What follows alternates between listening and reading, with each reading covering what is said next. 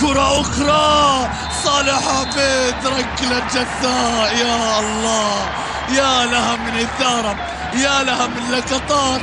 صالح عبيد وكأنه يقول يكفيكم على علي خصيف، أنا سأتصدى لها هذه المرة. يكفيكم كرات على علي خصيف، أنا سأتصدى لهذه الكرة.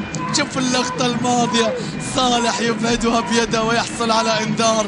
ركلة جزاء لدبي في شوط ثاني مختلف للفرسان، كما كان الدور الثاني لهم مختلفا، الشوط الثاني لهم مختلفا. الله على فرص، على ضغط، على محاولات. سبايدر مان ماذا تريد الآن؟ ركلة جزاء، تصدى لأغلب الكرات، حتى الهدف تصدى له، لكنه أتى بعد ذلك. الآن نشاهد رضا عبد الهادي أمام من؟ أمام فريقه السابق. رضا عبد الهادي، رضا عبد الهادي لا ينسى الملعب، لا ينسى المكان، لا ينسى الذكريات، لا ينسى بأنه يعرف علي خصيف إلى أين يتجه. رضا عبد الهادي يسجل ولا يحتفل لأنه أمام فريقه السابق.